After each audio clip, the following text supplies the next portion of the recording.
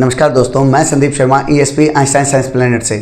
आज हम NCERT curiosity class 7 का चैप्टर नंबर 8 करने जा रहे हैं। इससे पहले के सभी चैप्टर्स ऑलरेडी प्लेलिस्ट में ऐड हैं। आप description as well as right hand side upper most corner पे चेक कर सकते हैं। ये सीरीज़ रहेगी बेटा in depth series. In depth explain करूँगा, हर एक चीज़ को गहराई में जाएंगे, हम साइंस को फील करेंगे। लेकिन कोई बच्चा चाह रहा है कि रिविज़न हो जाए, जल्दी से सर करा दो, तो वो प्लीज़ स्विच ओवर कर जाइए। मेरी एक दूसरी सीरीज़ है जहां हम आधे घंटे में पूरा चैप्टर करवा रखा है। आधा घंटा पूरा चैप्टर के नाम से सीरीज़ है, जहां आपको क्विकली रिवाइज करा रखा है। वहां स्विच ओवर कर लीजिए, आपको जल्दी में मिल जाएगा। यहाँ हम इन डेप्थ चलेंगे। चैप्टर नंबर 8 है measurement of time and motion. Time को और मोशन को हम मेज़र करने के समझेंगे, कैसे मेज़र किया जाता है। ये बेसिकली फिजिक्स का पार्ट है और फिजिक्स में ऑलरेडी क्लास 6 में आ चुका है, 7th में अभी आ ही गया है, 8, 9, 10, 11 में बार बार आएगा। मीन्स गलती से भी इस चैप्टर को नहीं छोड़ना है। जैसे लाइट को नहीं छोड़ना है, वैसे ही ये मैकेनिक्स का टाइम एंड मोशन, जहाँ भी मोशन होगा, मोशन को जब हम समझेंगे, स्पीड, वेलोसिटी, वो सब समझेंगे, हायर क्लासेस में और गहराई में जाएंगे, तो इस चैप्टर को मिस नहीं करना है और गहराई में समझना है। स्टार्ट करते हैं chapter measurement of time and motion. जैसे नॉर्मली NCERT करता है, उसने क्या किया, एक छोटी सी स्टोरी के थ्रू से स्टार्ट किया। प्रेरणा और उसकी छोटी बहन स्पोर्ट्स चैनल देख रहे थे और 100 मीटर की रेस देख रहे थे। 100 मीटर रेस कहाँ देख रहे थे? वो ओलंपिक्स की रेस देख रहे थे। खुद प्रेरणा एक अच्छी एथलीट है एंड 100 मीटर में इंटर स्कूल कंपटीशन में डिस्ट्रिक्ट लेवल पे विनर है। तो वो महसूस करती है जब हमारे यहाँ रेस होती है तो बच्चों में अच्छा खासा डिफरेंस रहता है और टाइमिंग, जो टीचर हमारे हैं वो टाइमिंग के लिए स्टॉप वॉच यूज़ करते हैं। और जब बच्चे बहुत क्लोज होते हैं तो डिफ्रेंशिएट करना बहुत मुश्किल हो जाता है। लेकिन in case of Olympics and all, जब हाई लेवल के गेम्स होते हैं तो वहाँ दोनों first and second position holder, हमें लगा कि बिल्कुल साइड बाय साइड क्रॉस किए हैं, मतलब दोनों में डिफ्रेंशिएट करना बहुत मुश्किल लग रहा था। लेकिन वहाँ ऐसी कौन सी घड़ी लगी हुई थी जिसने फर्स्ट और सेकंड को मिली सेकंड, माइक्रो सेकंड में अलग अलग करके बता दिया कि वो इतने का गैप था। ऐसा कैसे? तो उसको इस बात को लेके, घड़ियों को लेके, वॉच को लेके, क्लॉक को लेके वो थोड़ा एंक्सियस होगी, पता करने की कोशिश कर रही है। तो वही बता रखा है। जैसे यहाँ मैंने रेड में हाईलाइट किया है, the sports teacher only used a special kind of watch.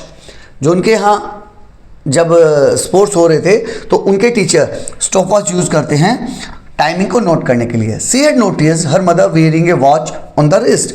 उसने देखा कि उसकी मदर जो हैं हाथ पे कलाई घड़ी पहनती हैं, जिसे रिस्ट वॉच बोलते हैं, रिस्ट पे पहनने वाली घड़ी। And her sister looking at her mobile phone. जब उसको टाइम देखना होता है उसकी बहन को, तो वो मोबाइल फ़ोन पे टाइम देख लेती है।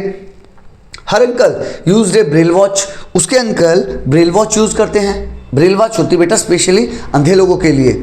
अंधे लोगों के लिए घड़ी होती है जिसको टच करके महसूस कर सकते हैं। एंड रिसेंटली उनके अंकल ने क्या किया, अपग्रेड करके एक टॉकिंग वॉच ले आए। ऐसी वॉच जिसमें जब कोई बटन दबाएंगे तो टाइम बता देगी, इट इज़ 8:30 नाउ, जैसे गूगल वगैरह बोल देते ना, सेम। और उसने एक और बड़ी घड़ी मॉनिटर की है। जब वो स्कूल में एंटर करती है तो वहाँ एक बड़ी सी घड़ी लगी हुई है, ये अलग टाइप की घड़ी है। तो इन सब को लेके उसके दिमाग में क्यूरियोसिटी अराइज होती है कि टाइमिंग क्या है, कैसे मेज़र करते हैं। फिर जब घड़ियाँ नहीं थी तो लोग कैसे टाइम मेज़र करते थे। यहाँ आप देख सकते हो एक स्कूल का स्पोर्ट्स मीट चल रही है, तो ये बच्ची फर्स्ट सेकंड आ रखी है, मैडम स्टॉप वॉच का यूज़ करके उन्हें फर्स्ट सेकंड थर्ड की पोजीशन बता देती हैं। अब इस गुड़िया को क्वेश्चन अराइज हुआ, how was time measured when there were no clocks and watches. जब पहले कभी एक टाइम रहा होगा ना, जब घड़ियाँ थी ही नहीं, वॉच या घड़ी, क्लॉक थी ही नहीं, तब कैसे मेज़र करते थे? उस टाइम का बताता हूँ बेटा। उस टाइम क्या था, लोग बहुत पहले से इन सब के बारे में बहुत क्यूरियस थे। तो टाइम के बारे में तो बेसिक नॉलेज नहीं था, लेकिन पीरियोडिसिटी के बारे में नॉलेज था। पीरियोडिसिटी मीन्स जो चीज़ें एक पीरियड के बाद अपने आप को रिवाइज करती हैं। फॉर एग्जाम्पल सर्दियों की बात कर लें, अभी सर्दियाँ आने वाली हैं।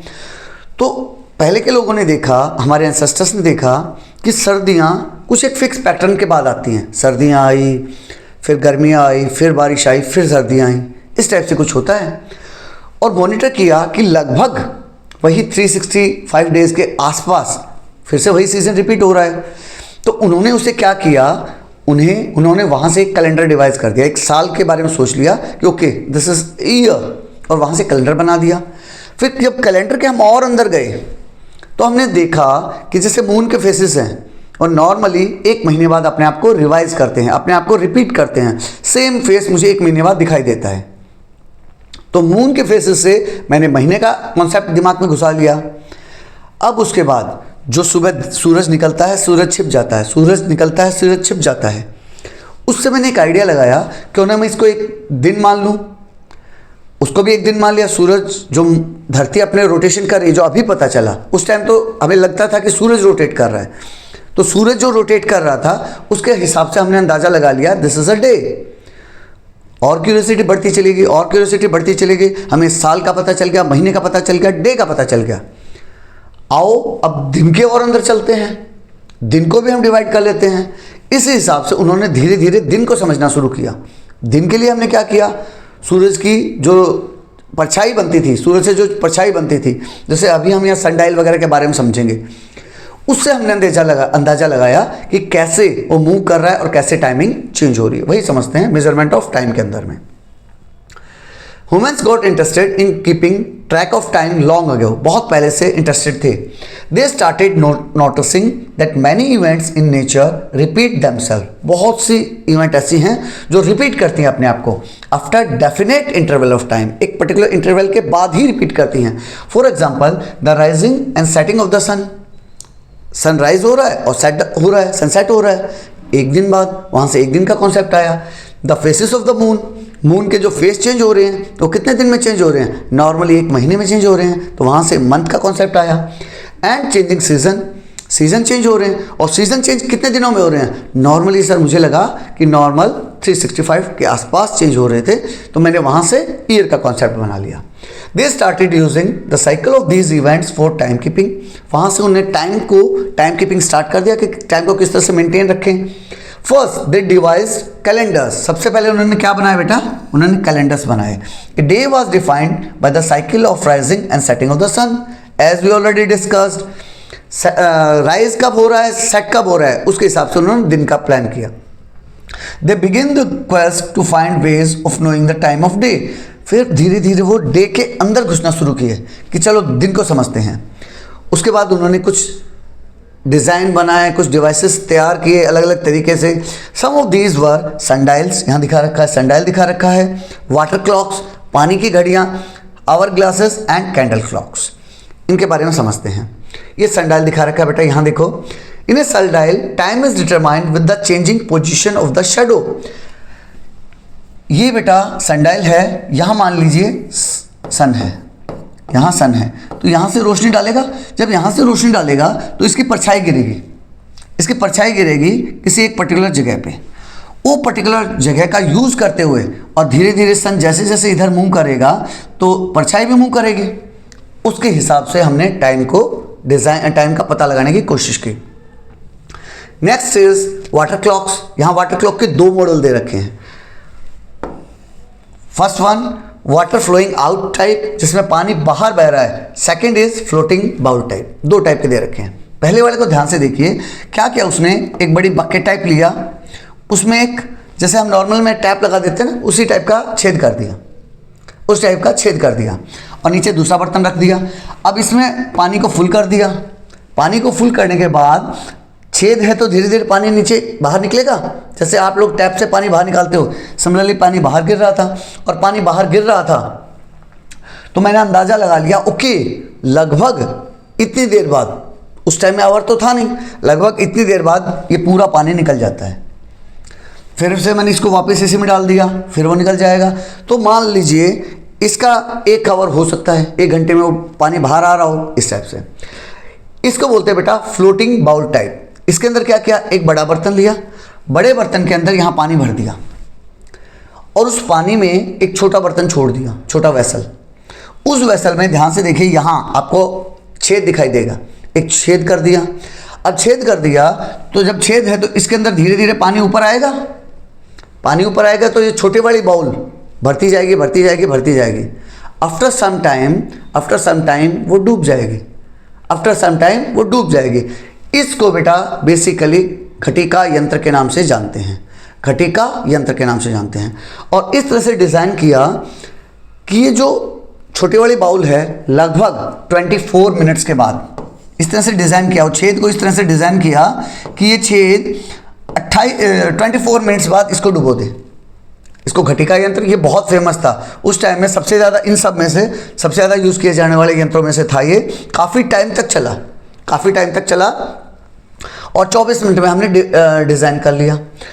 अब जो हमने बाद में दिन का कॉन्सेप्ट निकाला वो कितने घंटे हैं। आज के टाइम हमारे दिन में कितने घंटे होते हैं, 24 घंटे, और ये कितने मिनट का था, 24 मिनट का था।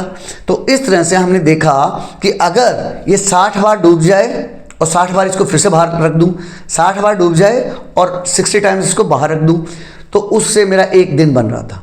इसका मतलब एक दिन में 60 टाइम्स इसको मैं रिफिल कर रहा था। और क्या किया फिर, अब ये तो मान लिया कोई एक बंदा इसको मॉनिटर कर रहा है और पूरी एरिया को बताना है, पूरी कॉलोनी को बताना है कि हाँ 1 घंटा 24 मिनट्स हो गए हैं। तो वो लोग क्या करते थे, कुछ इंस्ट्रूमेंट यूज़ करते थे, कोई ड्रम बजा दिया, कोई शंख बजा दिया, उस टाइप से सबको पता चल जाता था ओके 24 मिनट्स आर ओवर। इस टाइप से उन्होंने ये सब किया।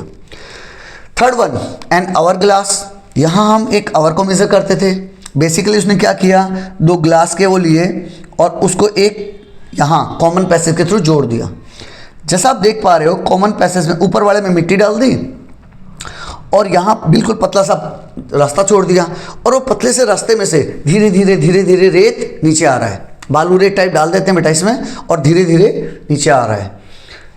1 घंटे बाद आप देखोगे ये पूरा रेत यहाँ नीचे आ जाएगा, पूरा रेत नीचे आ जाएगा। तो मुझे पता चल गया 1 घंटा हो गया। फिर से मैं इसको पलट के रख दूंगा, और जब मैं पलटूंगा तो रेत नीचे इकट्ठा हो रखा है, ऊपर जाएगा। अब वो रेत ऊपर पहुंच गया और वो फिर से नीचे की तरफ फ्लो करना स्टार्ट कर देगा। फिर 1 घंटे बाद होगा, फिर मैं इसको पलट दूंगा। लाइक दैट हमने आवर ग्लासेस बनाए।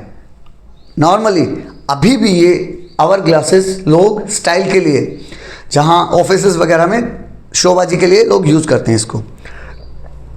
नेक्स्ट है एक कैंडल क्लॉक। कैंडल क्लॉक में क्या किया, एक मोमबत्ती का यूज़ किया, और उस पर ध्यान से देखो, यहाँ निशान बने हुए हैं,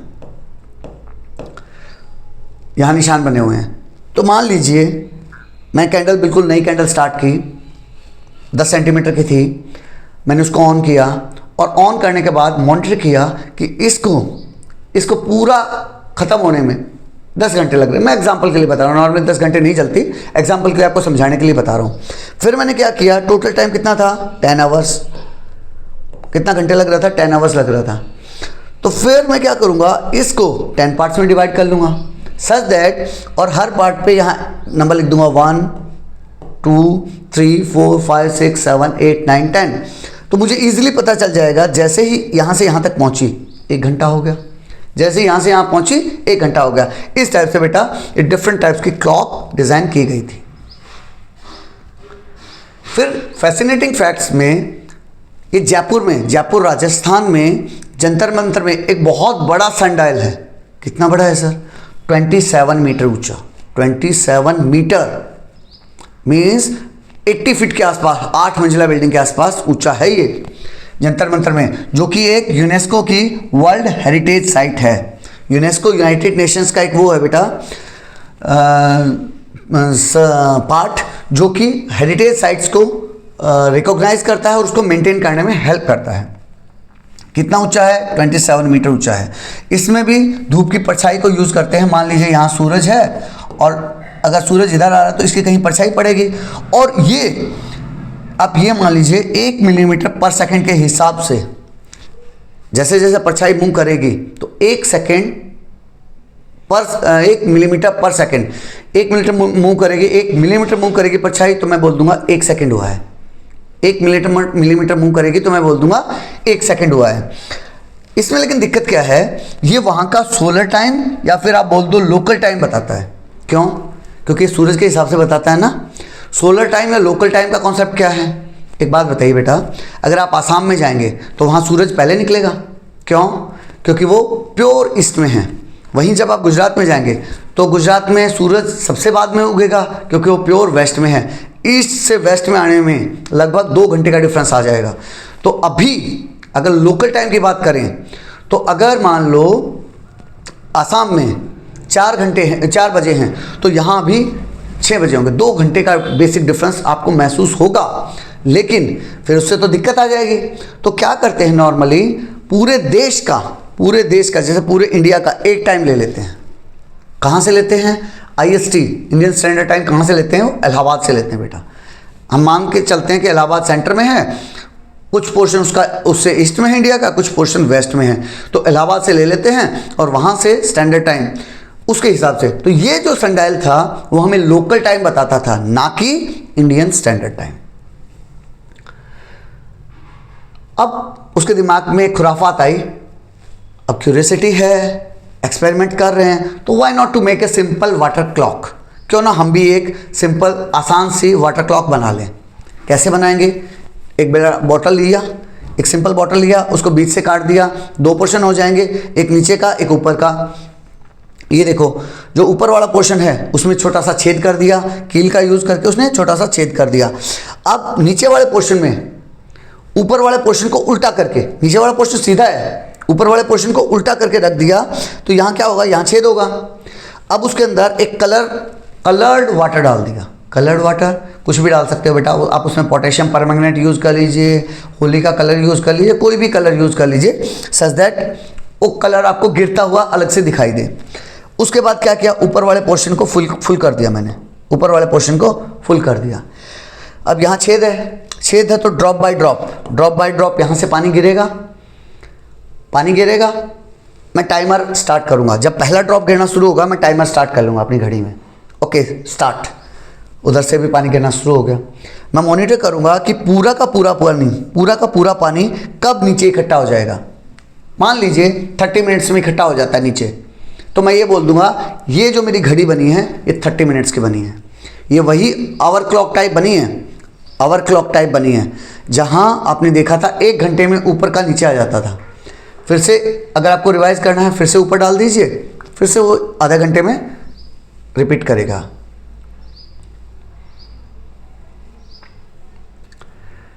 नेक्स्ट, यहाँ फैसिनेटिंग फैक्ट्स में अभी तक जो हमने घड़ियाँ पढ़ी, let it be sundial, water clock, hour clock, candle clock, उनको डिटेल से बता रहा है, उनके बारे में डिटेल से बता रहा है कि कैसे कौन सी घड़ी पहले आई, कौन सी फिर ज़्यादा लंबे टाइम तक चली, किसको हमने कैसे यूज़ किया, वो सब बता रहा है। इन ancient India time was measured using both shadows and water clocks. पुराने टाइम में हम शैडो क्लॉक भी यूज़ करते थे जैसे कि सनडायल, एंड वाटर क्लॉक भी यूज़ करते थे। वाटर क्लॉक जो हम पानी वाला कॉन्सेप्ट था। The earliest reference to shadow based time measurement appears in the Arthashastra by Kautilya. Kautilya ने जब अर्थशास्त्र वाली किताब लिखी थी उसमें हमें मिलता है, कब लिखी? ये 2nd सेंचुरी BC के आसपास, 2nd सेंचुरी BC से लेके 3rd सेंचुरी के बीच में उसने लिखे। BC का मतलब क्या होता है बेटा? Before common Ira. C का मतलब कॉमन ईरा। नॉर्मली BCE या BC, क्या डिफरेंस है? कुछ बच्चों को डाउट आया होगा कि सर ये BCE एंड BC इसमें क्या डिफरेंस है? BC रहता है बेटा बिफोर क्रिस्ट,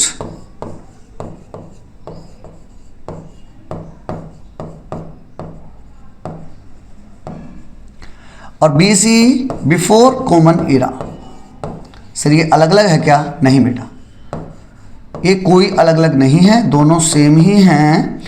लेकिन समझिए कहानी को, जब क्रिश्चियंस जो क्रिश्चियनिटी में विश्वास रखते हैं, उनके भगवान यीशु मसीह जो क्रिस्ट बोलते हैं, जब वो पैदा हुए वहाँ से वो लोग मानते हैं कि दिस इज़ द ज़ीरो। अब वहाँ से जितना आगे जाएंगे उसको वो, जैसे अभी 2025 हम उनसे जब वो पैदा हुए थे, वहाँ से आज से 2025 साल पहले वो पैदा हुए थे। अगर उससे पीछे जाएंगे, इसको AD बोलते हैं, इसको BC बोलते हैं, बिफोर क्रिस्ट, क्रिस्ट से पहले। तो मान लो 100 ईयर्स, 200 ईयर्स, इस टाइप से 300 ईयर्स, तो ये क्या हो जाएगा? Before Christ. लेकिन फिर क्या हुआ, कुछ लोगों को लगा कि यार हम क्रिश्चियंस में क्यों विश्वास करें, तो वो लोगों ने क्या कॉमन कॉन्सेप्ट बना दिया, BCE, बिफोर कॉमन एरा। इसको कॉमन एरा बोल दिया, उससे पहले वाले टाइम को बिफोर कॉमन एरा बोल दिया। बस ये वो है सेक्युलर वाला सिस्टम है, धर्म वगैरह का चक्कर है, आप उस सब में ना पढ़ो तो ज़्यादा अच्छा है। नेक्स्ट आता है, तो उन्होंने कब किया ये, 2nd सेंचुरी BC से लेके 3rd सेंचुरी CE के बीच में एक किताब लिखी, an accurate expression for time in terms of the shadow of a vertical stick was given by Varahamihira around 530 CE। फिर 530 कॉमन इरा में वराहमिरा ने एक्यूरेट टाइम बताया, कैसे, एक वर्टिकल स्टिक का यूज करते हुए। The water clock with water flowing out was describe in the Arthashastra. जो ये वाटर क्लॉक का कॉन्सेप्ट बता रहा हूँ, जो घटिका यंत्र, जिसे हम घटिका यंत्र भी बोलते हैं, उसका कॉन्सेप्ट कब आया, किस किस बुक में मिलता है हमें, अर्थशास्त्र में मिलता है, शार्दुल कर्ण वदना उसमें मिलता है हमें, एंड सम अदर टेक्स्ट, किस दूसरी किताबों में भी मिलता है। These clocks were not very accurate because at water level dropped the flow rate decrease. ये जो घड़ियाँ थी, जो वाटर क्लॉक वाली घड़ियाँ थी, वो बहुत ज़्यादा एक्यूरेट नहीं थी। क्यों एक्यूरेट नहीं थी बेटा? मान लो ये मेरा बर्तन है जिसमें मैंने छेद कर रखा है और पानी नीचे गिर रहा है, तो धीरे धीरे क्या होगा, जैसे जैसे पानी का लेवल नीचे की तरफ आएगा, मान लिया पहले फुल भरा था, फिर यहाँ आ गया, तो यहाँ आने के बाद क्या होगा, ये फ्लो स्लो हो जाएगा, क्योंकि उसके ऊपर का प्रेशर घट गया है, उसके ऊपर का प्रेशर घट गया है, तो ये फ्लो अब जो पहले दूर तक गिर रहा था अब स्लो हो जाएगा, धीरे धीरे गिरेगा। ये आप वाटर टैंक में भी यूज़ कर सकते हैं। जब आपके घर में पानी की टंकी में पानी कम हो जाता है तो आपने महसूस किया होगा, नहाते वक्त प्रेशर स्लो हो जाता है, और जैसे ही प्रेशर स्लो हो जाता है आप जोर से चिल्लाते हैं, मम्मी बोरवेल चला दीजिए, पापा जी बोरवेल चला दीजिए, पानी खत्म होने वाला है। ये वहीं से कोरिलेट किया है उसने कि जैसे जैसे पानी कम हो जाता है तो उससे क्या है, एक्यूरेट नहीं मेजर कर पाता है। This led to the development of sinking bowl water clock. तो हमने क्या किया, ये वाली को डिस्कार्ड कर दिया, इस टाइप की घड़ी, बोला भाई गड़बड़ है, तो हमने सिंकिंग बाउल वाली कॉन्सेप्ट ऐड किया। सिंकिंग बाउल कौन सा था? वही जो एक बड़ा बर्तन था, बड़े बर्तन के अंदर छोटा बर्तन था, छोटे बर्तन के अंदर मैंने छोटा सा छेद कर दिया जिससे कि ये पानी इसके अंदर एंटर कर जाएगा और वो थोड़ी देर बाद डूब जाएगा, जिसे हमने क्या कहा, घटिका यंत्र, जिसका पहली बार मेंशन कहाँ मिलता है, आर्यभट्ट ने किया, and then in several astronomical text, दूसरे एस्ट्रोनॉमिकल टेक्स्ट में भी घटिका यंत्र के बारे में सुनने में मिलता है। Time was measured constantly with ghatika yantra at Buddhist monastery. Buddhist monastery में इसका यूज़ किया जाता था। रॉयल पैलेस यानी जो महल वगैरह होते थे वहाँ यूज़ करते थे। टाउन स्क्वायर, जो चौराहे थे, बड़े बड़े चौराहे थे, वहाँ भी इसका यूज़ करते थे। And each time the bowl sank it was announced by drums. जैसे ही ये छोटी वाली बॉल डूब जाती थी तो ड्रम का यूज़ करके बता दिया जाता था, ओके 24 मिनट्स आर ओवर। या फिर कॉन्क शेल, कॉन्क शेल क्या होता है बेटा, शंख, जो हमारे मंदिरों में यूज़ किए जाते हैं ना, वो कॉन्क शेल का यूज़ करके भी बता सकते हैं। और स्ट्राइकिंग ए गोंग, घंटा बजा के भी बता दिया जाता है। जिससे पहले टाइम में आपको याद होगा, जहाँ भी बड़े बड़े चौराहे थे वहाँ घंटा घर के नाम से अभी भी शहरों में बोलते हैं घंटा घर। घंटा घर यानी वहाँ बहुत बड़ी घड़ी लगी होती थी जो पूरे शहर को टाइम बताती थी। तब टाइम इतना एडवांस नहीं था कि हर एक आदमी के हाथ पे रिस्ट वॉच होती थी या घरों में वॉल क्लॉक होती थी। दो the ghatika yantra was progressively replaced by pendulum clock in the late 19th century, it continued to be used at the religious places for rituals. हाँ, 19वीं शताब्दी में जब 19वीं शताब्दी आई तो घटिका यंत्र को रिप्लेस कर दिया किसने? पेंडुलम क्लॉक ने। इवन देन धार्मिक जगहों पे ये जो घटिका यंत्र है वो अभी भी यूज़ किया जाता है और किया जाता था। इसके बाद वो यहाँ हमें पेंडुलम क्लॉक के बारे में समझाएंगे। पेंडुलम क्लॉक क्या होती हैं? आप लोगों ने बेटा ये प्रिमिटिव टाइप की पेंडुलम क्लॉक है। प्रिमिटिव मीन्स पुराने टाइम की। अभी आप लोगों ने घरों में देखा होगा, ऑफिसेस में देखा होगा, जिसके नीचे ऐसे पेंडुलम लटका रहता है, वो यूँ 1 सेकंड बाद पीरियड में मोशन करता रहेगा, ऑसिलेट करता रहेगा आगे पीछे इस टाइप से, एक बार इधर जाएगा फिर इधर जाएगा। इसको पेंडुलम क्लॉक बोलते हैं। ये पुराने टाइम की पेंडुलम क्लॉक दिखा रखी है। पेंडुलम क्लॉक का इम्प्रोवाइजेशन बोल दीजिए, घड़ियों में इम्प्रोवाइजेशन नहीं हुआ। घटिका यंत्र के बाद जो पेंडुलम क्लॉक आई वो बहुत टाइम तक घटिका यंत्र चला, उसके बाद ये पेंडुलम क्लॉक आई। Development of increasing battle mechanical devices for the measurement of time driven by weights, gears and spring from the 14th century onwards. लगभग 14वीं शताब्दी में ये सब स्टार्ट हो गया था, मैकेनिकल डिवाइसेस आ गए थे। However the invention of the pendulum clock in the 17th century, 17वीं शताब्दी में पेंडुलम क्लॉक का इन्वेंशन हुआ, mark a major breakthrough in mechanical timekeeping. अब हम मैकेनिकल तरीके से टाइम कीपिंग हमने स्टार्ट कर दिया। No a scientist, the pendulum clock was invented in 1656। इसका जो पेंडुलम क्लॉक दिखा रखी है वो कब इसका इन्वेंशन हुआ बेटा? 1656 में। एंड पेटेंटेड मतलब पेंट किया था क्या? नहीं सर, उसको पेटेंट करवा लिया। मीन्स अब वो उसके नाम से जानी जाएगी। यहां देखो, यहां बता भी रखा है क्रिश्चियन हाइजन ने इसका खोज की थी। अगर जब भी आप कोई नई खोज कर लें, हो सकता है आप में से भी कोई बहुत बड़ा साइंटिस्ट बनने वाला हो और कोई खोज कर लेता है, तुरंत उसका पेटेंट करवा लीजिए। पेटेंट का मतलब फिर वो आपके नाम से जानी जाएगी, आपका नाम हो जाएगा कि हाँ, उस घड़ी का आविष्कार मिस्टर हाइजन ने किया था।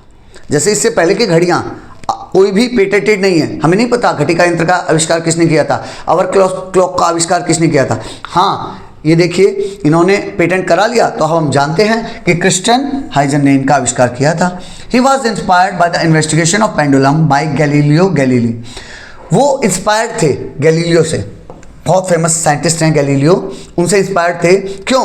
क्योंकि गैलीलियो साहब एक बार कहीं चर्च वगैरह में बैठे थे और उन्होंने देखा कि सीलिंग से एक सीलिंग छत से एक लैंप लटका हुआ है और वो यूं पीरियोडिकली मोशन कर रहा है, ऑसिलेट कर रहा है, आगे पीछे इस टाइप से ऑसिलेट कर रहा है। उन्होंने मॉनिटर किया अपनी, उस टाइम घड़ी तो थी नहीं, अपनी पल्स के साथ मॉनिटर किया। ओके, अब की बार 3 पल्स आई, नेक्स्ट टाइम फिर से 3 पल्स आई, नेक्स्ट टाइम फिर से 3 पल्स आई। वो और इंटरेस्टेड हो गए, वो इस सब मामलों में और इंटरेस्ट हो गए। तो उन्होंने डिफरेंट पेंडुलम्स पे एक्सपेरिमेंट किए, अलग अलग लेंथ ली, उसके नीचे एक कुछ भारी पत्थर वगैरह जिसे हम बॉब बोलते हैं, पेंडुलम के केस में उसे हम बॉब बोलते हैं, पत्थर लगा के देखे, अलग अलग शेप के पत्थर लगा के देखे, अलग अलग लेंथ यूज़ करके देखी धागे की। तो उनको सरप्राइज हुआ कि लेंथ के ऊपर तो डिपेंड कर रहा था, लेकिन मास के ऊपर कुछ डिपेंड नहीं कर रहा था। लेंथ के ऊपर डिपेंड कर रहा था और मास के ऊपर डिपेंड नहीं कर रहा था। इस तरह से गैलीलियो से इंस्पायर होके मिस्टर हाइजन ने पेंडुलम क्लॉक का आविष्कार किया था। यहाँ क्लास 6 में जो आपने measurement of length and motion पढ़ा था, क्लास 6 में आपने measurement of length and motion पढ़ा था। यहाँ हम क्या कर रहे हैं? Measurement of time and motion पढ़ रहे हैं।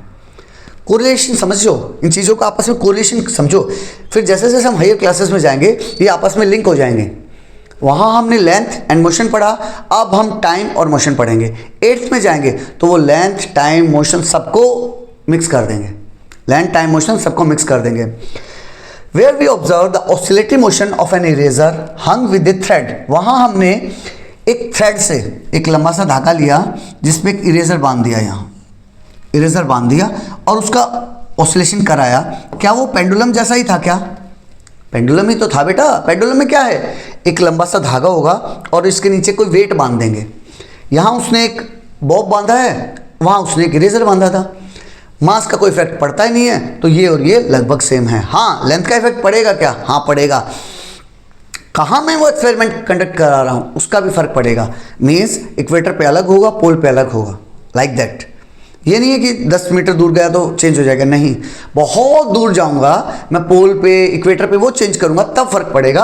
अदरवाइज अगर लेंथ है तो लेंथ का इफेक्ट पड़ेगा, बॉब का कोई इफेक्ट नहीं पड़ेगा। पेंडुलम के बारे में समझा रहा है। A simple pendulum consist of A small metallic ball.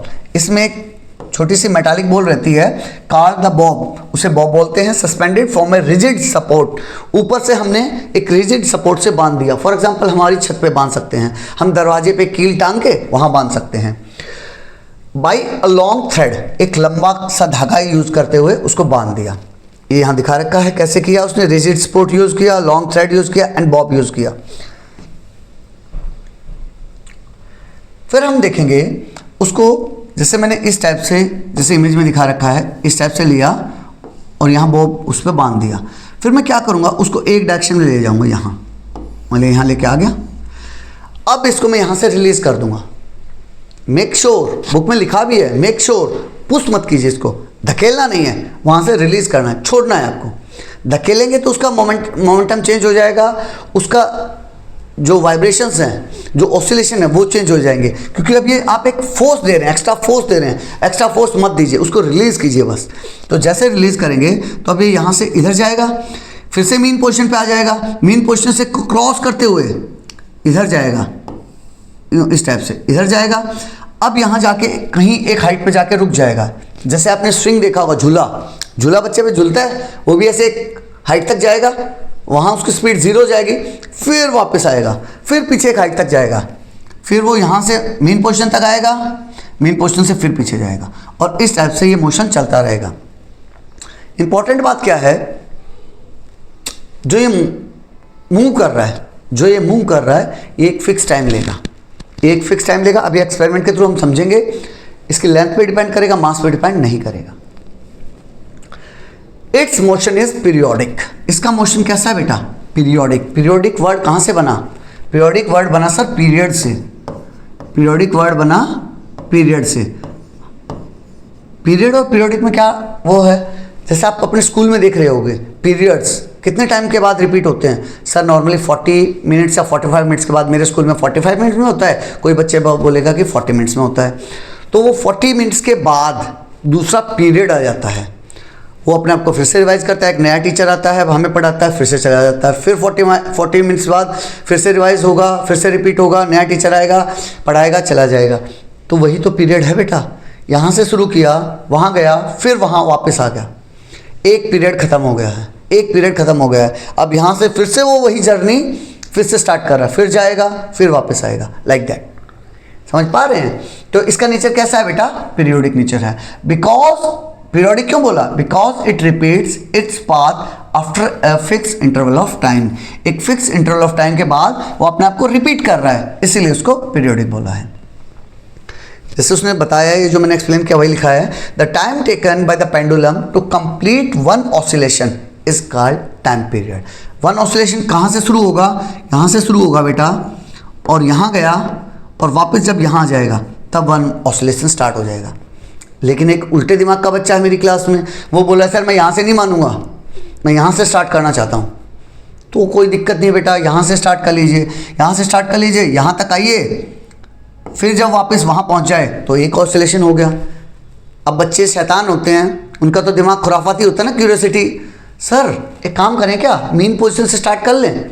बेटा कहीं से स्टार्ट कर लो, कहीं से भी स्टार्ट कर लो। अगर आप मेन से स्टार्ट करोगे तो यहाँ जाएगा, वापस यहाँ जाएगा, और फिर जब यहाँ जाएगा मेन पोजीशन से वापस आ जाएगा पूरा चक्कर काट के, तब वो एक ऑसिलेशन कहलाएगा। लेकिन इन सब में ध्यान रखना, कई बार बच्चे क्या है, बोला सर यहाँ से यहाँ तक गया, फिर देखो वापस मेन पे आ गया ना सर, तो एक ऑसिलेशन हो गया। नहीं, फिर पूरा यहाँ जाएगा, फिर वापस आएगा, तब एक ऑसिलेशन काउंट होगा, जिसे हम टाइम पीरियड बोलते हैं। जैसे आपकी क्लास का टाइम पीरियड कितना है, 40 मिनट्स। सिमिलरली इसका भी कोई फिक्स टाइम पीरियड होगा। लेट अस एक्सपेरिमेंट, यहाँ एक एक्सपेरिमेंट करके दिखा रहा है एक एक्टिविटी के थ्रू। इस एक्टिविटी में क्या किया बेटा, उसने एक लंबा सा धागा लिया, कितना 150 सेंटीमीटर का, कितना 150 सेंटीमीटर का एक हैवी मेटल बॉल ली, जिसे बॉब बोलते हैं, हुक के साथ, या फिर कोई स्टोन वगैरह ले लिया, घड़ी वगैरह से टाइमिंग नोट करेंगे। अब हम क्या करेंगे, ऊपर से उसको बांध देंगे और सेम पेंडुलम के तरह से उसको वो करेंगे। Gently hold the bob, move it slightly to one side. अब उसको रिलीज कर दिया, वो ऑसिलेशन लेगा। जब ऑसिलेशन लेगा तो हम क्या करेंगे, 10 टाइम ऑसिलेशंस लेंगे। अब एक बच्चे को डाउट आया कि सर ये 10 ऑसिलेशन क्यों ले रहे हैं। पहले क्या करेगा, वो 10 बार उसको ऑसिलेट कराएगा, गया आया, एक ऑसिलेशन, ऐसे 10 बार उसको ऑसिलेट कराएगा, और फिर 10 ऑसिलेशन को 10 से डिवाइड कर देगा। 10 ऑसिलेशन लिए, फिर 10 से डिवाइड कर दिया, तो फायदा क्या हुआ सर, एक ही ऑसिलेशन तो हुआ।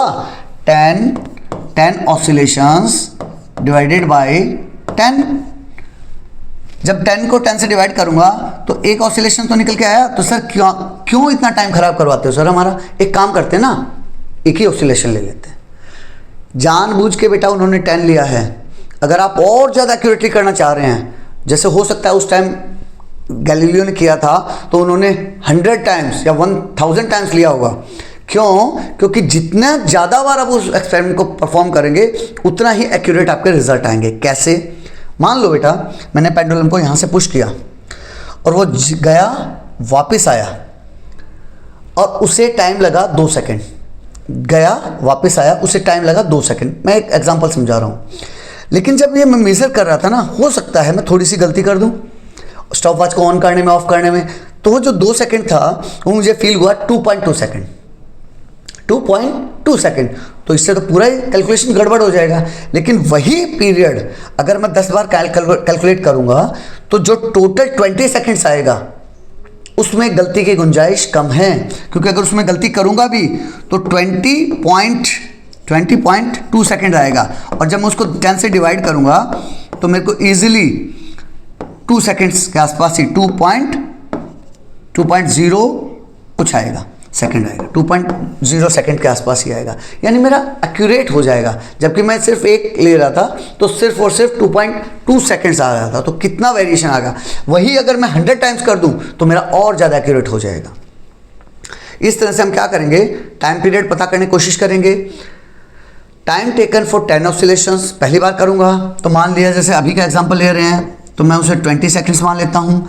अगली बार दोबारा मैं फिर से करूँ उसी एक्सपेरिमेंट को, हो सकता है 19 सेकेंड्स आए। तीसरी बार फिर करूँ तो हो सकता है 21 सेकेंड आए, क्योंकि मेजरमेंट में भी गलतियाँ हो सकती है ना। तो हम क्या करेंगे, टाइम पीरियड कैसे निकलेगा, 20 डिवाइडेड बाई 10 तो 2.0 सेकेंड, 2.0 सेकेंड। 19 को करूँगा तो 1.9 सेकेंड। 21 को 10 से डिवाइड करूँगा तो 2.1 सेकेंड। अब मैं क्या करूंगा, इन तीनों का एवरेज निकाल लूंगा। एवरेज कैसे निकालेंगे, इन तीनों को जोड़ देंगे, 3 से डिवाइड कर देंगे। तीनों को जोड़ेंगे तो कितना आएगा बेटा, 6 आ जाएगा।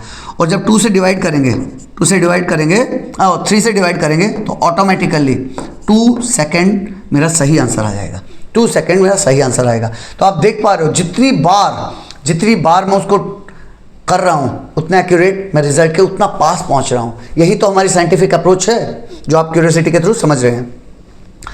तो आपने क्या देखा, the time period for the pendulum के लिए इज ऑलमोस्ट द सेम। हर एक केस में ये देखो, यहाँ 2.1 है, यहाँ 1.9 है, यहाँ 2.0 है। हर एक केस में लगभग सेम ही आया। और जब उसको और एक्यूरेटली करेंगे तो एग्जैक्ट 2 सेकेंड्स आ जाएगा। अब थिंक लाइक ए साइंटिस्ट। अब हम सोचते हैं कि मिस्टर गैलीलियो जो इतने फेमस साइंटिस्ट थे उन्होंने भी तो ऐसे ही किया था। जो आपने किया ना वही काम किया। सोचो आप एक साइंटिस्ट की तरह काम कर रहे हो, उन्होंने भी ऐसे ही किया बेटा। उन्होंने क्या किया, पेंडुलम लगाया। तो आपको जब क्लास 6 में क्यूरियोसिटी के बारे में बताया था वहीं से आपको बार बार यही समझा रहे हैं, थिंक लाइक ए साइंटिस्ट की तरह कैसे सोचोगे, सभी वेरिएबल्स को फिक्स रख लो। वेरिएबल्स क्या होते हैं कि भाई उसकी लेंथ, वेट, हवा, धूप, खुले में रख रहे हो, बंद में रख रहे हो, कहाँ रख रहे हो, एट ए टाइम सारी चीज़ें चेंज मत करो, सिर्फ एक चीज़ चेंज करो और सब चीज़ें सेम रखो। जैसे इस केस की बात करते हैं, हम क्या करते हैं कि मैं वही पत्थर लगा के रखूँगा सर, हर बार वही पत्थर लगाऊंगा, उसी एनवायरनमेंट में रखूँगा जहाँ जैसे पहली हवा चल रही थी वैसी हवा चल रही होगी, जैसी धूप होगी वैसी धूप होगी, सब चीज़ें वही होंगी। सिर्फ और सिर्फ मैं उसकी लेंथ चेंज करूँगा, और सब कुछ वही रखूँगा। इस सेट से एक सेट करूँगा, फिर दूसरा सेट लेंथ का मुझे पता चल गया, फिर मैं क्या करूँगा, लेंथ वगैरह सब सेम रखूँगा। अब मैं मास चेंज करूँगा, पहले छोटा मास यूज़ करूँगा, फिर बड़ा, फिर उससे बड़ा, इस टाइप से 2-3 मास के साथ मैं इस एक्सपेरिमेंट को करूँगा। इस टाइप से बेटा आप अलग अलग कंडीशंस एक एक करके, लेकिन ध्यान रखना एक एक करके चेंज करेंगे, वही यहाँ समझा रखा है। पहले आप लेंथ चेंज करेंगे, फिर मास चेंज करेंगे, इस टाइप, और उसी एक्टिविटी को बार बार, एक्टिविटी जो 8.2 है उसको बार बार रिपीट करेंगे। तो उसके बारे में होगा क्या, उसके बारे में लास्ट में हमें रिजल्ट क्या मिलेगा, the time period of a simple pendulum. जो टाइम पीरियड कितनी देर बाद एक ऑसिलेशन पूरा हो रहा है, डिपेंड ऑन इट्स लेंथ। किसके ऊपर डिपेंड करेगा, सिर्फ लेंथ के ऊपर डिपेंड करेगा, but not on the bob mass. Bob के मास पे डिपेंड नहीं करेगा। All pendulum of the same length have the same time period at a given location. इस लाइन को ध्यान से समझना, एक एक अक्षर इंपॉर्टेंट है, एक एक वर्ड इंपॉर्टेंट है। कैसे? All pendulum of the same length, यानी कि लेंथ वो बढ़ा नहीं रहा है, और लेंथ ही तो मैटर कर रही थी। अगर लेंथ सेम है तो टाइम पीरियड अलग अलग होगा क्या? नहीं। तो हमने क्या किया, लेंथ सेम रखी, have the same time period, उनका टाइम पीरियड सेम रहेगा, चाहे मास आप कितना भी चेंज कर लो। अगर मैं लंबाई बराबर रखूँगा तो मास यहाँ छोटा सा पत्थर लगा दो, बड़ा पत्थर लगा दो, टाइम पीरियड पे कोई फ़र्क नहीं पड़ेगा। एट ए गिवन लोकेशन, ये इंपॉर्टेंट है, एक लोकेशन पे कोई फ़र्क नहीं पड़ेगा। हाँ, इक्वेटर से मैं नॉर्थ पोल पे चला गया, इक्वेटर से मैं साउथ पोल पे चला गया तो फ़र्क पड़ेगा, तो फ़र्क पड़ेगा। अब यहाँ उसी के बारे में बता रहा है। नेक्स्ट थोड़ा डाइव कीजिए, डीप में जाइए, गहराइयों को समझिए। जो आजकल इस टाइप की घड़ियाँ यूज़ कर पा रहे हो, ये आप देख पा रहे हो, दीवार घड़ी है, ये दीवार घड़ी, रिस्ट वॉच, स्टॉप वॉच, ये स्टॉप वॉच, अलार्म क्लॉक वगैरह, ये सब इनमें एक ही बेसिक प्रिंसिपल यूज़ हो रहा है, एक ही बेसिक प्रिंसिपल यूज़ हो रहा है, that is periodically repeating processes. वो प्रोसेस जो अपने आप को एक टाइम के बाद रिपीट करती हैं, वो प्रोसेस जो एक टाइम के बाद अपने आप को रिपीट करती हैं। लेकिन इन्होंने क्या किया, वहाँ हम क्या कर रहे थे, सन का यूज़ कर रहे थे, पानी का यूज़ कर रहे थे, यहाँ थोड़ा और एडवांस हो गए। उन्होंने क्या किया बेटा, क्वार्ट्ज के क्रिस्टल को यूज़ किया, क्वार्ट्ज के क्रिस्टल को यूज़ किया। जो इस टाइप की घड़ियाँ रहती है ना, उसमें क्वार्ट्ज क्लॉक रहेगा, और from some specific atoms, atomic clock की बात कर रहा है। एटॉमिक क्लॉक आप लोगों को नॉर्मल लाइफ में नहीं देखने को मिलती बेटा, हाई लेवल की जो लैब्स रहती हैं वहाँ मिलेंगी। नॉर्मल आपको एटॉमिक क्लॉक नहीं देखने को मिलती। आप क्वार्ट्ज क्लॉक देख पा रहे हो। क्वार्ट्ज क्लॉक में क्या होता है, वाइब्रेशंस को मेज़र करते हैं, वाइब्रेशंस को यूज़ करते हैं टाइमिंग को मेज़र करने के लिए। इन सब में वही बता रखा है। जैसे हाइजेंस ने जो पेंडुलम बनाया था, वो नॉर्मली हर एक दिन में 10 सेकंड का अंतर डाल सकता था। मतलब इतना इनएक्यूरेट था कि एक दिन में अगर 10 सेकंड तक का फ़र्क आ सकता था। वेयरएज जो एटॉमिक क्लॉक्स हैं वो 1 सेकंड का डिफरेंस लाएंगी, कब? मिलियंस ऑफ ईयर्स के बाद। इतनी एक्यूरेट होती हैं, मीन्स लाखों सालों के बाद 1 सेकंड का फ़र्क आ जाए तो आ जाए, नहीं तो वो भी नहीं आएगा। और ये जो पेंडुलम बता रहा है, हर रोज 10 सेकंड तक का डिफरेंस हो सकता है। नेक्स्ट है SI unit of time. Time की एसआई यूनिट, टाइम को मेज़र कैसे करेंगे, मेज़र करना सीख लिया हमने घड़ी वगैरह का यूज़ करते हुए। तो एसआई यूनिट क्या होती है? एसआई यूनिट, जैसे आपने जब measurement of length and time वगैरह देखा था, तो लेंथ की एसआई यूनिट क्या थी? मीटर थी। मापने को मैं उसको किलोमीटर में, माइल्स में, सब में नाप सकता हूँ, लेकिन एसआई यूनिट मीटर थी। सिमिलरली यहाँ एसआई यूनिट टाइम की क्या रहेगी बेटा? सेकंड। एसआई यूनिट सेकंड रहेगी। अगर मेरे को ज़्यादा टाइम मेज़र करना है तो मैं उसको बड़ी यूनिट के लिए मिनट भी यूज़ कर सकता हूँ, और उससे बड़ा यूज़ करना है तो मैं आवर भी यूज़ कर सकता हूँ। 60 सेकंड मिलके क्या बनेंगे? 1 मिनट बनाएंगे। और 60 मिनट मिलके क्या बनाएंगे? 1 घंटा बनाएंगे।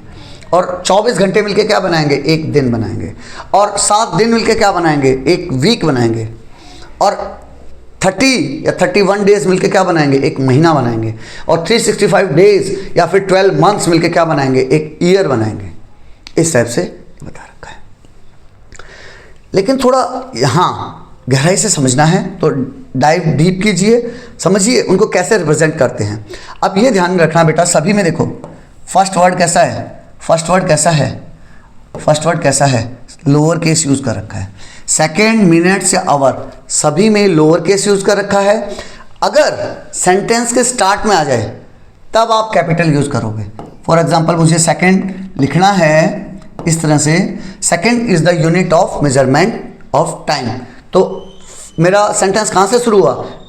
एस से शुरू हुआ, सेकेंड के एस से शुरू हुआ। तो मैं इन दैट केस में सेकेंड का एस कैपिटल रखूँगा, तब कैपिटल रखूँगा, अदरवाइज हर जगह स्मॉल स्मॉल स्मॉल आएगा।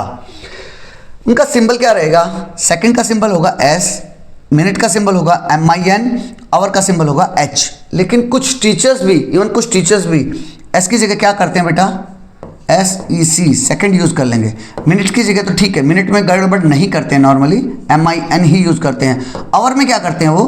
कई बार तो कैपिटल H लिख देंगे और स्मॉल r लिख देंगे, या फिर क्या करेंगे? स्मॉल h और स्मॉल r लिख देंगे।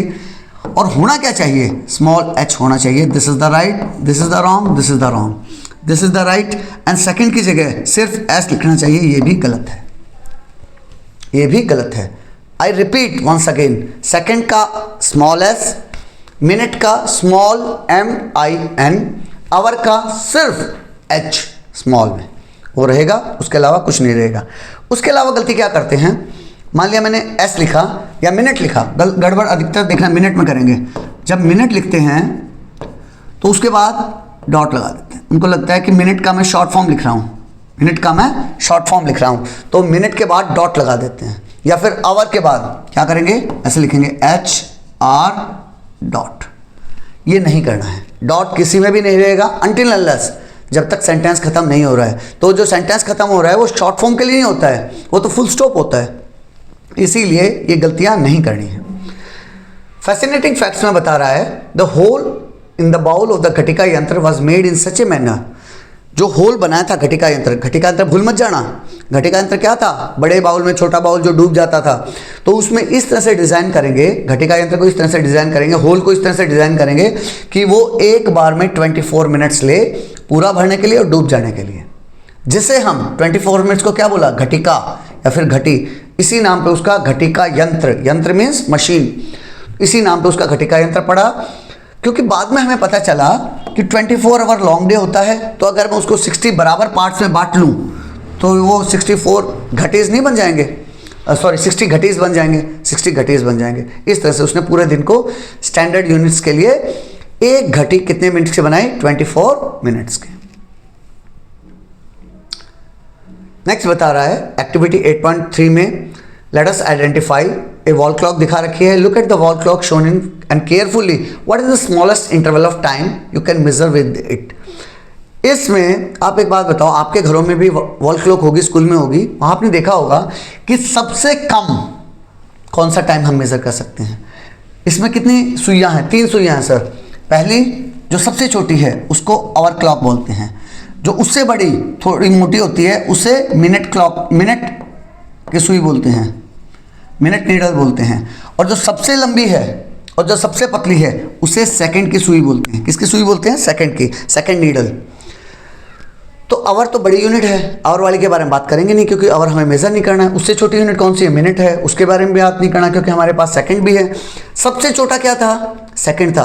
तो एक बात बताओ, सेकंड को मिनिमम कितना मेजर कर सकते हैं इसमें, इसके ऊपर कितने मार्किंग है बेटा, यहाँ से स्टार्ट करें और पूरा घूम के जब यहाँ वापस आ जाते हैं तो टोटल कितने, 60 मार्क्स आर देयर। कितने मार्क्स हैं, 60। और जैसे ही ये सेकंड वाली सुई एक मूव करती है, एक मूव करती है, तो वो एक मूव करने पे कितना सेकंड रिप्रेजेंट करती है, वो 1 सेकंड रिप्रेजेंट करती है। इसीलिए हमें पता चला कि 1 second is the smallest interval of time that we can measure using this clock. Basically आगे जाके इसी को लिस्ट क्या बोलते हैं, लिस्ट काउंट बोलते हैं, इसे बोलते हैं लिस्ट काउंट। किसी भी मशीन का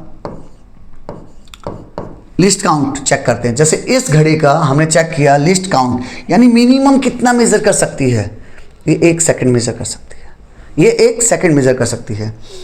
अब आगे बात करते हैं साइंस एंड सोसाइटी में और गहराई में चलते हैं।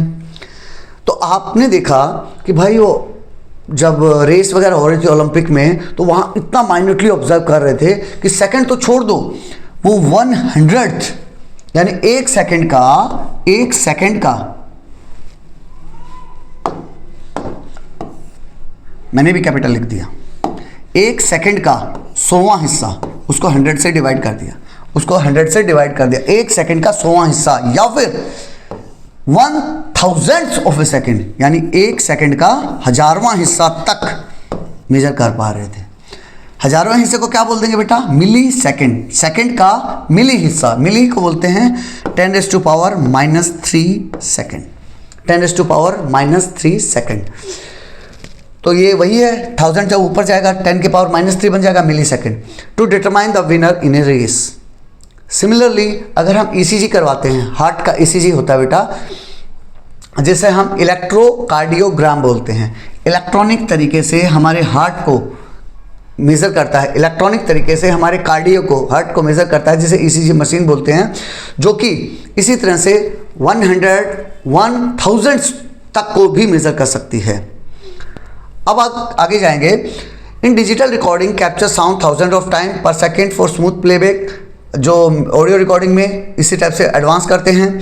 Smartphone and computer process signal in micro second. जो स्मार्टफोन हम यूज करते हैं या कंप्यूटर यूज करते हैं वो क्या करते हैं बेटा, 1 मिलियन ऑफ ए सेकेंड को भी मेजर कर सकते हैं। कैसे? 1 second divided by 1 million, 1 million.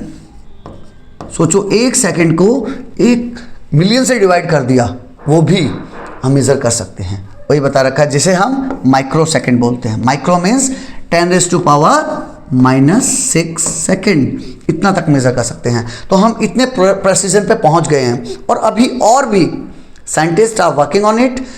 हम और गहराई में जाएं, उसको और ज़्यादा नैनो सेकेंड, फेम्टो सेकेंड वहाँ तक पहुँच पाएँ, उसके लिए काम कर रहे हैं। For racing covering the same distance, we can tell who was faster by measuring time. अगर एक ही डिस्टेंस कवर कर रहे हैं, मान लीजिए यहाँ से लेके यहाँ तक की सेम डिस्टेंस कवर कर रहे हैं सभी लोग, we can tell who was faster by measuring time. हम टाइम का यूज करके बता सकते हैं इजीली। भाई डिस्टेंस सेम है ना, डिस्टेंस सेम है तो हम टाइम का यूज करके बता सकते हैं कौन तेज भाग रहा है, कौन स्लो भाग रहा है। But how can we tell that when comparing races for different distances? अगर अलग अलग दूरी भाग रहे हैं तो हम क्या करेंगे, टाइम को यूनिट ले लेंगे। जैसे मान लिया रेस शुरू हुई, अभी यहाँ पर समझा रखा है, इस इमेज के थ्रू पहले समझा देता हूँ आप लोगों को। मान लिया यहाँ से रेस स्टार्ट हुई। अब जो इस इंस्टेंट पे मैं इमेज को देख रहा हूँ, मान लीजिए टोटल अभी 10 सेकंड हुए हैं। कितने सेकंड हुए हैं? 10 सेकंड हुए हैं। टाइम की यूनिट में मैंने सेम लिया, 10 सेकंड से लिया टाइम। यहाँ मैंने 10 सेकंड लिया और यहाँ उतने 10 सेकंड में ये बच्चा इतना भाग गया, लेकिन वही 10 सेकंड में ये बच्चा सिर्फ इतना ही भागा है। टाइम को मैंने सेम लिया और डिस्टेंस मेजर कर ली, तो जो ज़्यादा डिस्टेंस सेम यूनिट में ज़्यादा डिस्टेंस भाग लेगा वो फास्ट है, जो सेम टाइम में कम डिस्टेंस भागेगा वो स्लो है। वो फास्ट, ये स्लो। इस तरह से हम इजीली डिफरेंशिएट कर सकते हैं कौन फास्ट है कौन स्लो है। वही यहाँ समझा रखा है आप लोगों को। स्लो और fast, what do we mean when we say something is moving fast और स्लो? हमें कैसा पता चलेगा, कैसे हम एनालाइज कर सकते हैं कि कौन फास्ट भाग रहा है कौन स्लो भाग रहा है? Suppose you are watching a 100 meter race on a straight track पे 100 मीटर रेस दौड़ रहे हैं बच्चे। All the players begin from the starting line together, सब स्टार्टिंग लाइन से एक साथ भागे, but after some time they are not running together. जैसे इस इमेज में देखा, वो एक बराबर नहीं भाग रहे हैं, कोई लंबा भाग गया है, कोई स्लो भाग गया है। How do you decide who is running faster amongst them? उनमें से कैसे डिसाइड करेंगे कौन फास्ट भाग रहा है? तो हम क्या करेंगे, सेम टाइम पीरियड लेंगे। जब टाइम स्टार्ट हुई थी, मैंने अपने स्टॉपवॉच स्टार्ट की, 10 सेकंड बाद ये फ्रेम मिला मुझे, ये इमेज मिली, तो 10 सेकंड बाद ये बच्चा ज़्यादा दूर भाग गया, उन्हीं 10 सेकंड में ये बच्चा सिर्फ इतना भागा है। इट मीन्स ये वाला बच्चा तेज दौड़ रहा है और ये वाला बच्चा कम दौड़ रहा है। और एक्यूरेट करना है तो मैं क्या करूँगा, 10 सेकंड के बजाय सीधा 1 सेकंड ले लूँगा, तो मैं उस फ्रेम में चेक कर सकता हूँ। यूनिट टाइम लेना है हमें, बेसिकली 100 सेकंड ले लो, 1000 सेकंड्स ले लो, 1 आवर ले लो, 1 मिनट ले लो, 1 ले लो, ताकि आपका जो सॉल्व करना है वो आसान हो जाए। इसीलिए यूनिट टाइम लिया जाता है। उसी के लिए यहाँ बता रखा है, the distances moved by object in given interval of time decide which one is faster और स्लोअर। जो डिस्टेंस कवर की ना उन्होंने कितने में, फिक्स इंटरवल ऑफ टाइम में डिस्टेंस ट्रेवल की, वही हमें बताएगा कि कौन चीज़ फास्ट है कौन चीज़ स्लो है। We often say that the faster runner has a higher speed, इसलिए हम बोलते हैं कि भाई उसकी स्पीड बहुत तेज है। You are probably familiar with the word speed को आप नॉर्मली जानते हैं। अभी का बच्चा स्पीड को ना जाने, ये गलतफहमी है। अभी का बच्चा 3rd क्लास का 4th क्लास का बच्चा बोलेगा, पापा तेज चलाओ और तेज स्पीड से चलाओ, उस गाड़ी को ओवरटेक कर लो, हमें उसको हराना है। 3rd 4th के बच्चे को स्पीड का कॉन्सेप्ट पता है। तो स्पीड क्या रहती है, we call the distance covered by an object in a unit time. हमने क्या किया, टाइम को यूनिट ले लिया, 1 सेकेंड, 100 सेकेंड, 1000 सेकेंड, 1 मिनट, 1 घंटा, इस टाइप से यूनिट टाइम ले लिया। उसमें अगर जितनी डिस्टेंस कवर करेगा उसे हम स्पीड बोलेंगे। तो स्पीड का फॉर्मूला क्या आ जाएगा, total distance covered divided by total time taken. What would be the unit of speed? Speed की यूनिट क्या होगी, एक बात बताओ, ऊपर क्या है डिस्टेंस, डिस्टेंस को हम किस में मेजर करते हैं सर? मीटर में मेजर करते हैं। टाइम का क्या ऐसा यूनिट है? टाइम की यूनिट है एस। तो स्पीड की यूनिट क्या हो जाएगी बेटा? Metre per second. ऐसा unit of speed is metre per second and is expressed as metre per second, m small m divided by s, metre per second. अगर वही चीज़, अगर मैं डिस्टेंस को मीटर के बजाय, अगर डिस्टेंस लंबी है, मीटर के बजाय अगर मैं किलोमीटर में लिख दूं, किलोमीटर में लिख दूं और टाइम को आवर में ले लूं, तो वो ऐसा यूनिट किलोमीटर पर आवर हो जाएगी। किलोमीटर पर आवर कहीं सुना है नाम? पक्का सुना है बेटा। अभी दिखाता हूं तुम्हें। अभी जैसे आप वो देखा होगा ना, स्कूटी गाड़ी, उसमें जो स्पीड बढ़ रही होती है, सुई देखिए जैसे जैसे एक्सेलरेट करते हैं स्पीड बढ़ती है, वो किलोमीटर पर आवर में ही दिखाता है। अभी आएगा, अभी किलोमीटर पर आवर में दिखाता है। एक एग्जांपल दे रखा है कि स्वाति का स्कूल 3.6 किलोमीटर दूर है उसके घर से। कितना दूर है? डिस्टेंस कितने होगी बेटा? 3.6 किलोमीटर। तो सर एक काम करते हैं ना, जैसे ही किलोमीटर मिला मैं उसको मीटर में कन्वर्ट कर लेता हूं। कैसे? 3.6 किलोमीटर, किलोमीटर, किलोमीटर की जगह मैं 1000 मीटर लिख सकता हूं क्या? इस किलोमीटर की जगह अगर मैं 1000 मीटर लिख सकता हूं, कोई दिक्कत नहीं है। तो उसका फायदा मुझे क्या मिलेगा?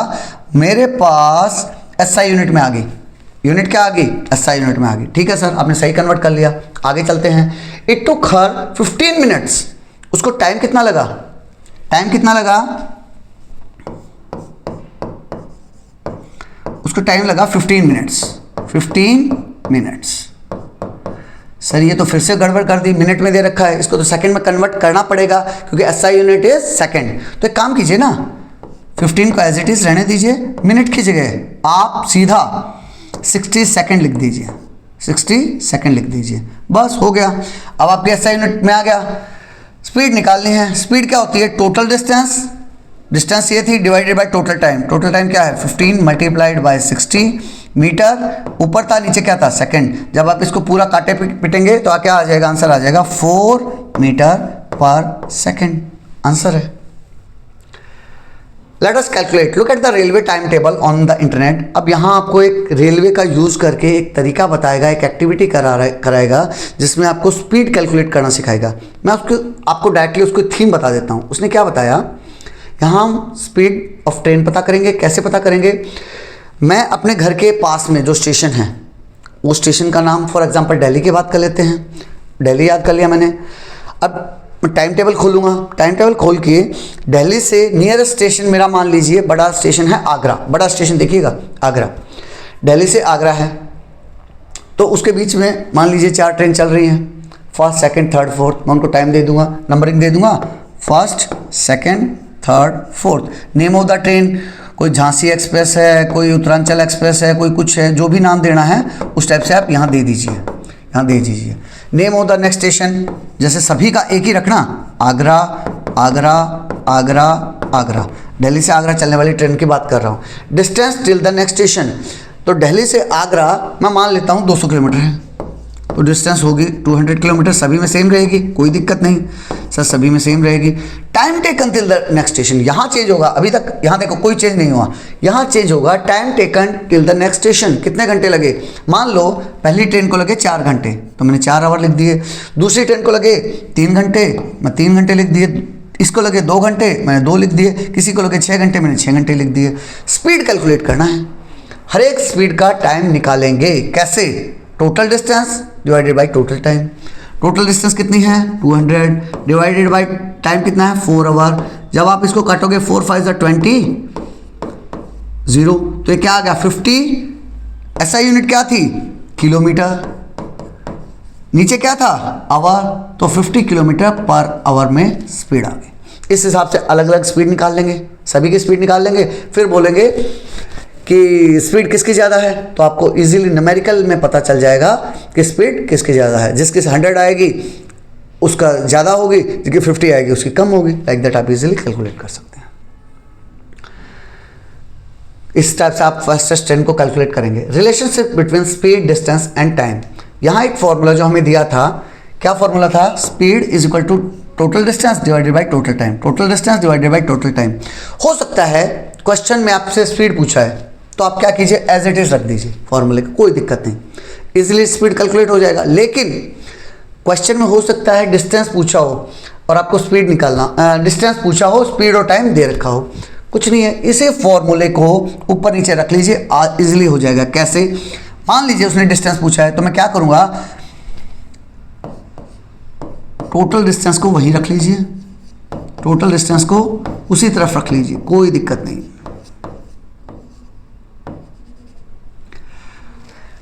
इधर इसके टोटल डिस्टेंस के नीचे क्या था, टोटल डिस्टेंस से क्या चीज डिवाइड हो रखी है सर, टोटल टाइम। तो इस तरफ इक्वल टू के साइन के इस तरफ वो चीज डिवाइड में थी, वो चीज डिवाइड में थी, तो जब इधर आएगी तो वो चीज स्पीड इधर थी, स्पीड इधर थी, उधर टोटल डिस्टेंस था डिवाइडेड बाय टोटल टाइम था। टोटल टाइम क्या था, डिवाइड में था, जब वो इधर आएगा तो मल्टीप्लिकेशन में आ जाएगा और यहाँ टाइम से डिवाइड हो जाएगा, टाइम से मल्टीप्लाई हो जाएगा। तो स्पीड डिस्टेंस का अगर मुझे कैलकुलेट करना है तो क्या आ जाएगा, speed multiply by time, speed multiplied by time. तो ये वाला फॉर्मूला आ गया, ये वाला फॉर्मूला जो एज इट इज बता रखा है। अब हम मानते हैं कि हो सकता है क्वेश्चन में, जरूरी तो नहीं जो मैं चाहूं जिसके लिए तैयार करके जाऊं वही आएगा, हो सकता है थोड़ा बहुत ऊपर नीचे आ जाए। कैसे? जैसे उसने क्या किया, अब हो सकता है वो टाइम पूछने लग जाए कि टोटल टाइम क्या होगा, तो इसी फॉर्मूला में जब मैंने कैलकुलेट कर लिया था कि स्पीड को मैं टाइम से मल्टीप्लाई करूंगा तो मेरी डिस्टेंस आएगी, मुझे पता था। तो अब मुझे कैलकुलेट करना है टाइम, तो टाइम अननोन होगा और ये दो चीजें दी होंगी, तो जो चीजें दी हैं उनको उस तरफ ले जाइए, स्पीड को उस तरफ ले जाइए। यहां कैसे है, मल्टीप्लिकेशन में है, उधर जाएगा तो वो डिस्टेंस के डिवाइड में चला जाएगा, डिस्टेंस के डिवाइड में चला जाएगा स्पीड। तो टाइम का क्या फॉर्मूला हो गया, टाइम का फॉर्मूला हो गया डिस्टेंस डिवाइडेड बाय स्पीड, ये फॉर्मूला ये जो दे रखा है। तीन क्वांटिटी हैं, तीनों का हमें पता चल गया, स्पीड कैसे कैलकुलेट करते हैं, डिस्टेंस कैसे कैलकुलेट करते हैं, टाइम कैसे कैलकुलेट करते हैं। उसके बेस पे यहाँ उन्होंने दो न्यूमेरिकल दिए हुए हैं।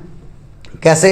Raghav is going to a neighbouring city in a bus moving at a speed of 50 kilometre per hour. Speed कितना दिया है, 50 kilometre. If it takes 2 hours, अगर 2 घंटे लेती है वहां तक पहुंचने में, तो कितना दूर है, तो निकालना क्या है, हमें डिस्टेंस निकालना है। डिस्टेंस का फॉर्मूला क्या था, speed multiply by time. Speed की जगह 50 रख दीजिए, टाइम की जगह 2 घंटे रख दीजिए, 50 मल्टीप्लाई बाय 2 100 किलोमीटर हो गया, this is the answer. Third में बोल रहा है a train is travelling at a speed of 90 kilometre per hour. Speed दिया है, क्या दिया बेटा, speed. How much time will it take to cover a distance of 360 kilometre. दूसरी चीज क्या दिया है, डिस्टेंस दिया है, क्या कैलकुलेट करना है, how much time, time calculate करना है। तो टाइम का फॉर्मूला रख दीजिए, टाइम का फॉर्मूला क्या था, distance divided by speed. Distance थी 360, स्पीड थी 90, जब 360 को 90 से डिवाइड करेंगे तो 4 आवर टाइम आ जाएगा। इस तरह से आप कोई भी न्यूमेरिकल इजीली निकाल सकते हैं। In all the example so far we have found the speed of an object by using, speed कैसे निकाली हमने, स्पीड निकाली total distance divided by total time. However, the object might not have traveled with the same speed.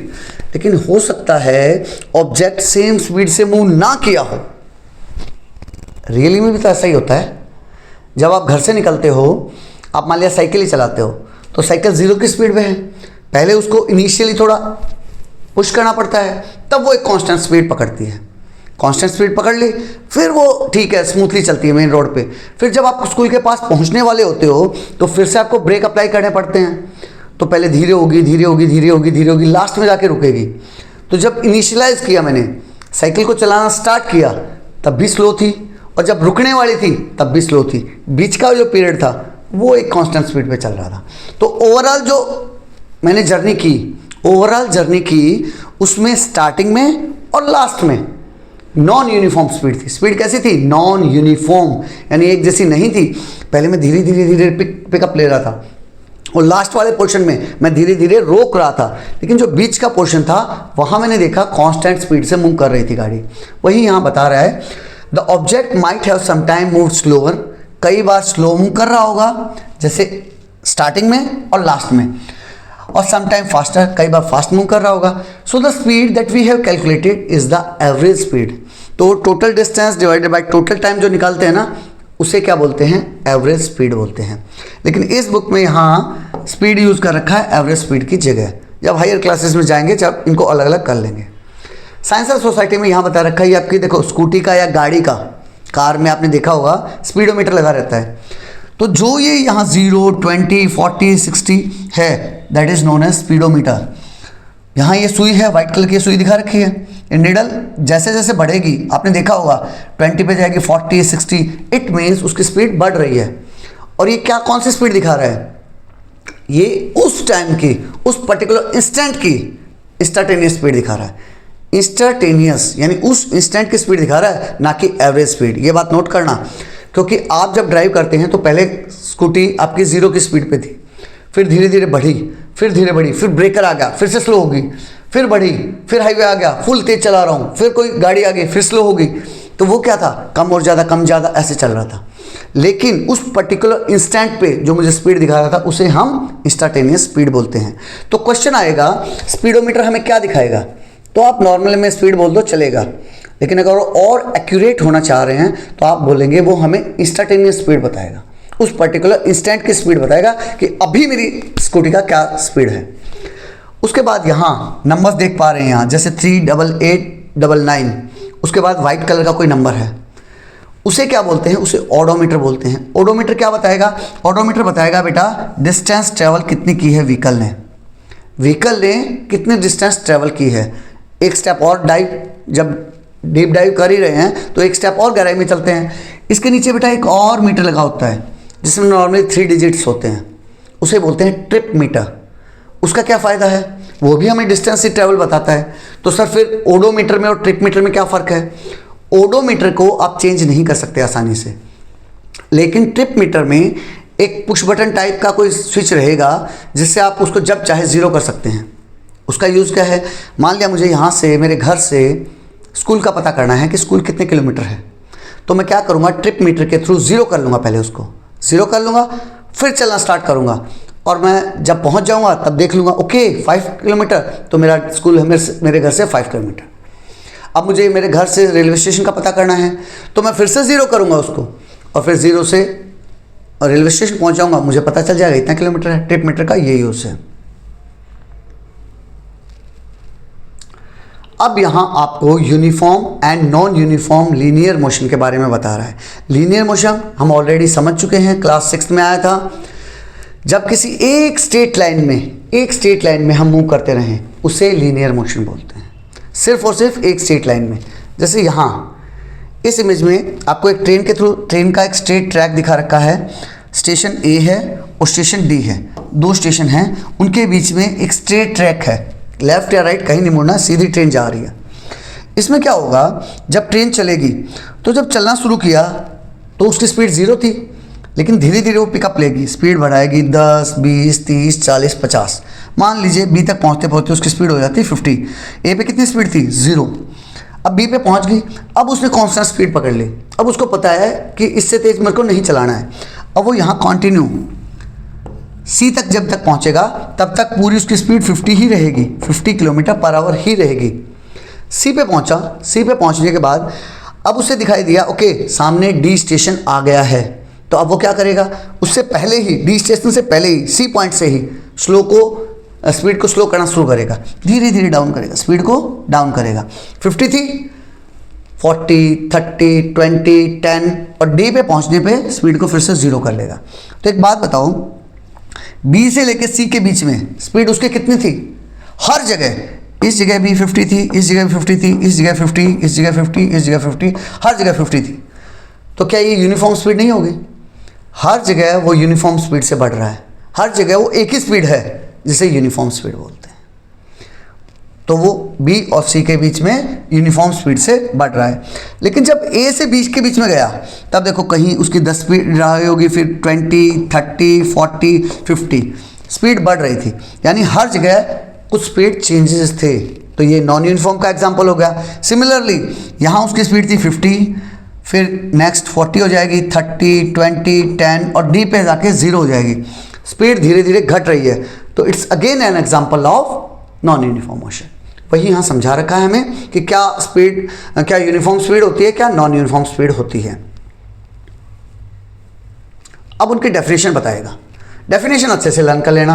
N object moving along a straight line, अगर एक object सीधी line में move कर रहा है with a constant speed, speed क्या है, constant 50 50 50 50 वो वाली, is said to be in uniform linear motion. पहली बात, एक एक वर्ड को पढ़ो, मोशन तो है ही, यूनिफॉर्म मोशन है, क्यों, क्योंकि स्पीड कांस्टेंट है। लीनियर किस लिए है, क्योंकि वो स्ट्रेट लाइन में मूव कर रहा है, इसीलिए उसको यूनिफॉर्म लीनियर मोशन बोलेंगे। So the train is in uniform motion between B and C, जैसे मैंने बताया था बी और सी के बीच में उसकी स्पीड 50 50 50 थी, तो यूनिफॉर्म मोशन में थी। On the other hand, if the speed of an object moving along a straight line, अगर एक ऑब्जेक्ट जो स्ट्रेट लाइन में मूव कर रहा है कीप चेंजिंग, अगर उसकी स्पीड चेंज करती रहेगी, जैसे कि हमने देखा ए से लेके बी के बीच में और सी से लेके डी के बीच में, that is known as non uniform linear motion. Motion कैसा है, लीनियर ही है, अभी भी उस स्ट्रेट लाइन में ही जा रहा है, इसलिए लीनियर मोशन बोला है, लेकिन स्पीड क्या थी, कम ज़्यादा हो रही थी, इसीलिए उसको नॉन यूनिफॉर्म मोशन बोलेंगे। The motion of the train between A and B as well as between C and D is non uniform. वो कैसी होगी, non uniform. An object in uniform linear motion covers equal distance in equal interval of time. Time को देखना हर बार, वो equal distance in equal interval of time, time को उसने हर बार इक्वली लेना है। अगर वो इक्वल इंटरवल ऑफ टाइम में इक्वल डिस्टेंस कवर कर लेगा तो हम बोल देंगे यूनिफॉर्म है। अगर equal interval of time, time कैसा लिया है, अभी भी इक्वल इंटरवल लिया है और उसमें अनइक्वल कर देगा तो हम उसे नॉन यूनिफॉर्म मोशन बोल देंगे। कैसे, यहां समझ लेते हैं। एक दो ट्रेन ली बेटा उसने, train X and train Y. Activity में क्या किया, दो ट्रेन ली, उनका टाइमिंग नोट किया। देखना हर बार यहां से यहां के बीच में कितने मिनट का डिफरेंस है, 10 minute 10 minute 10 minute 10 minute 10 minute, हर बार 10 मिनट का डिफरेंस लिया और 10 मिनट बाद उसकी पोजीशन मॉनिटर की। स्टार्टिंग में 0 थी, फिर 20 थी, 40 60 80 100 120। तो एक बात बताओ, जब यहाँ टाइम 10 मिनट का फ़र्क हुआ तो यहाँ की डिस्टेंस में कितना फ़र्क आया, डिस्टेंस में कितना फ़र्क आया, 20 का। यहाँ से यहाँ जाने में कितना फ़र्क आया, 20 का। यहाँ से यहाँ जाने में कितना फ़र्क आया, 20 का।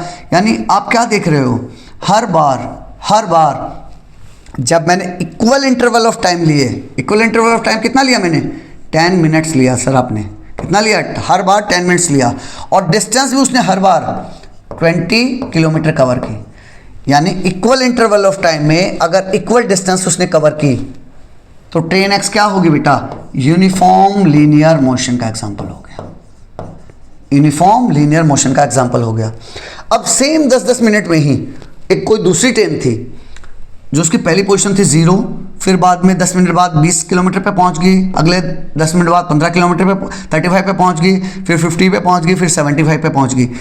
तो डिस्टेंस कितनी ट्रैवल की 10 मिनट में, यहाँ से यहाँ जब गई, यहाँ से यहाँ गई तो उसने 20 किलोमीटर कवर कर लिए, लेकिन जब यहाँ से यहाँ आई तो सिर्फ 15 किलोमीटर ही कवर कर पाए, 15 किलोमीटर ही। नेक्स्ट में फिर से 15 किलोमीटर कवर किए, नेक्स्ट में उसने देखो फिर से 25 किलोमीटर, अब की बार बढ़ गया। तो यहाँ आप देख पा रहे हो इंटरवल फिक्स है कितना, 10 मिनट का ही, लेकिन डिस्टेंस अलग अलग हो रही है, पहले 20 थी, फिर 15 थी, 15 थी, 25 थी, 20 थी, 25 थी। तो ये किसका एग्जाम्पल हो जाएगा, ये नॉन यूनिफॉर्म लीनियर मोशन का एग्जाम्पल हो जाएगा। This will be a non uniform linear motion.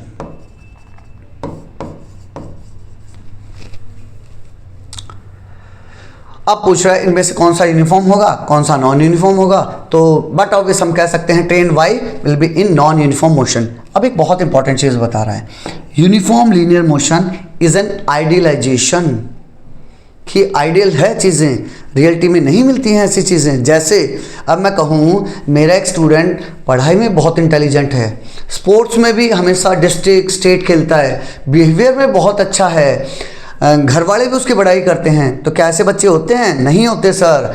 कोई ना कोई एक दो कमियां हर बच्चे में मिलती है। अगर वो पढ़ाई में अच्छा होगा तो स्पोर्ट्स को टाइम नहीं दे पाएगा, स्पोर्ट्स में अच्छा नहीं हो पाएगा। अगर पढ़ाई में स्पोर्ट्स में भी अच्छा है तो उसके अंदर एटीट्यूड आ जाएगा कि मैं तो बहुत बड़ा वो हूँ, तो उसका बिहेवियर अच्छा नहीं होगा। लाइक दैट कुछ ना कुछ होगा। सिमिलरली ये भी आइडियलाइजेशन है, रियलिटी में नहीं मिलेगी। क्यों?